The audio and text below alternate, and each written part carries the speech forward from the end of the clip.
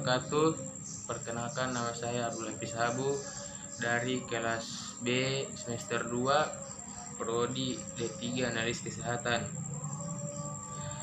Baiklah, pada kesempatan kali ini saya sedikit akan membahas materi tentang lipid, enzim, dan hormon. Di sini yang pertama ada lipid. Lipid berasal dari bahasa Yunani yaitu lipos, yang berarti lemak. Lemak sendiri adalah senyawa organik yang terdapat di dalam dan sukar larut dalam air, tetapi mudah juga larut dalam pelarut organik nonpolar. Lipid berfungsi sebagai sumber energi, sebagai penahan panas, membungkus beberapa organ, membantu pengangkutan vitamin, dan menjaga kestabilan tubuh karena dapat dioksidasi menghasilkan energi. Sifat kimia lipid yang pertama eksterifiksi, yang kedua hidrolisis, yang ketiga oksidasi, yang keempat penyabunan, yang kelima hidrogenasi, dan yang terakhir pembentukan keton. Selanjutnya, klasifikasi lipid sederhana. Lipid sederhana merupakan ester gugus asam lemak dengan molekul alkohol gliserol. Selanjutnya, klasifikasi lipid kompleks. Lipid kompleks merupakan ester gugus asam lemak dengan molekul alkohol. Lipid kompleks juga berkaitan dengan molekul lain seperti asam fosfat dan senyawa nitrogen tertentu. Berikut lipid membran sel. Lipid membran sel itu terdiri atas 3 kelas lipid. Yang pertama, fosfolipid. Nah, di sini fosfolipid terdiri dari 2 bagian, yaitu kepala dan ekor. Pada bagian kepala bermuatan positif dan negatif, sedangkan pada bagian ekor tidak bermuatan. Yang kedua yaitu kolesterol. Kolesterol terdapat pada banyak membran sel hewan dan tidak terdapat pada membran sel tumbuhan. Yang ketiga yaitu glikolipid. Jadi glikolipid ini merupakan lipid yang mengandung asam lemak, sphingosine, dan karbohidrat. Nah, selanjutnya kita akan masuk pada trigliserida. Trigliserida ini merupakan salah satu jenis lemak yang banyak ditemukan di dalam darah. Dan trigliserida dihasilkan oleh organ hati, namun sebagian besar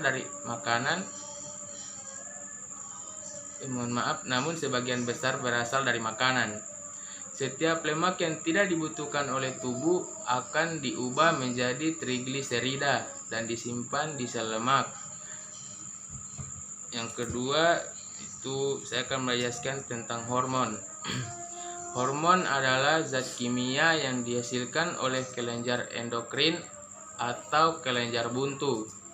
Kelenjar ini merupakan kelenjar yang tidak mempunyai saluran sehingga sekresinya akan masuk ke dalam aliran darah dan mengikuti peredaran darah ke seluruh tubuh. Hormon juga merupakan pembawa pesan kimiawi antara sel atau antar kelompok sel.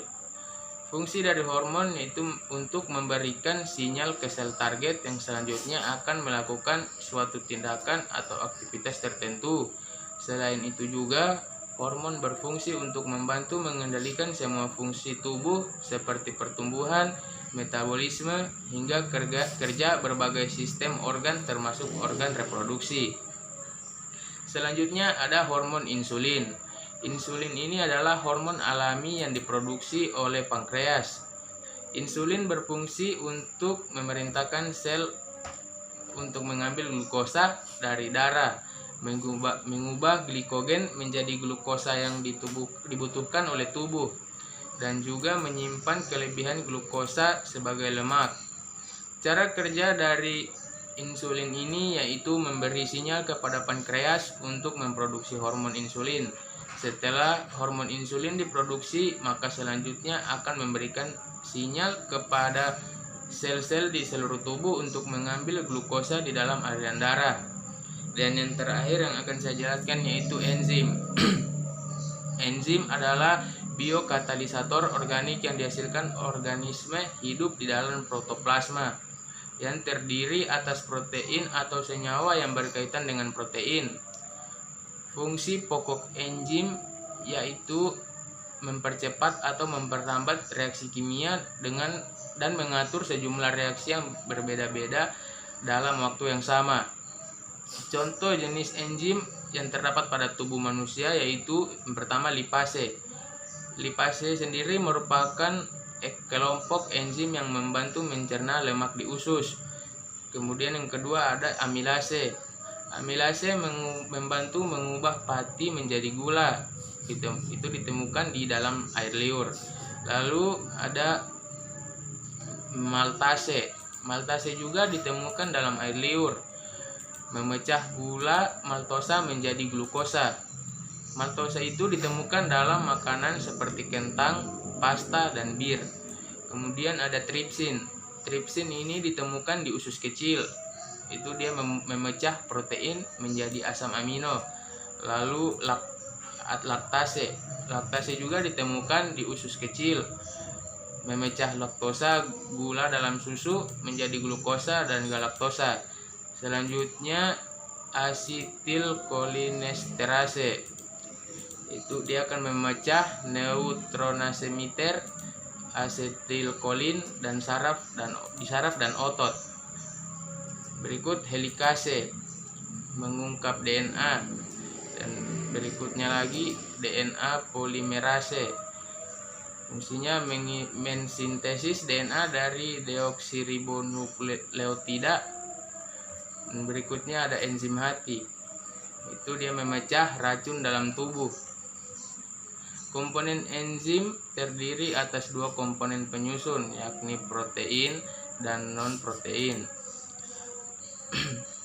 Apoenzim adalah komponen paling dominan dalam struktur enzim. Selain itu, apoenzim ini bersifat labil karena mudah dipengaruhi oleh perubahan suhu dan pH, serta tidak tahan panas. Adapun gugus prostetik terdiri dari ion anorganik dan ion organik kompleks. Ion anorganik dalam gugus prostetik disebut sebagai kofaktor. Dan fungsi kofaktor ini ialah katalis yang mampu meningkatkan kerja enzim. Sedangkan ion organik dalam gugus prostetik disebut koenzim yang berfungsi untuk memindahkan zat kimia dari satu enzim ke enzim lain. Sifat-sifat enzim yang pertama yaitu enzim hanya mengubah kecepatan reaksi. Jadi enzim itu tidak dapat mengubah produk akhir yang dibentuk atau mempengaruhi keseimbangan. Yang kedua yaitu enzim bekerja secara spesifik. Maka dari itu enzim hanya mempengaruhi substrat tertentu. Yang ketiga merupakan enzim merupakan protein. Oleh karena itu enzim memiliki sifat seperti protein, antara lain bekerja pada suhu optimum, umumnya pada suhu kamar. Enzim akan kehilangan aktivitasnya karena pH yang terlalu asam atau basa kuat dan pelarut organik. Panas yang terlalu tinggi ini akan membuat enzim terdenaturasi sehingga tidak berfungsi sebagaimana mestinya. Yang keempat, itu enzim diperlukan dalam jumlah sedikit sesuai dengan fungsinya sebagai katalisator. Yang kelima, enzim bekerja secara bolak-balik. Reaksi-reaksi yang dikendalikan enzim dapat berbalik. Ini berarti enzim tidak menentukan arah reaksi, tetapi hanya percepat laju reaksi sehingga tercapai keseimbangan. Enzim juga dapat menguraikan suatu senyawa menjadi senyawa lain dan juga sebaliknya, menyusun senyawa-senyawa menjadi senyawa tertentu. Dan keenam, enzim dipengaruhi oleh faktor lingkungan. Faktor-faktor yang mempengaruhi kerja enzim adalah suhu, pH, aktivator atau pengaktif, dan inhibitor, dan serta konsentrasi substrat. Fungsi dan cara kerja enzim.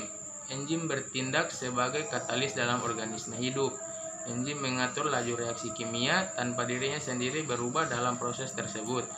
Molekul yang bekerja dengan enzim disebut dengan istilah substrat. Substrat ini berkaitan dengan suatu daerah pada enzim yang disebut tapak aktif.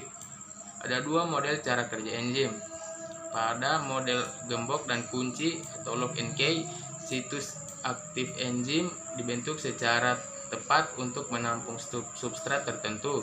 Sementara di model indicated fit atau kecocokan yang terinduksi.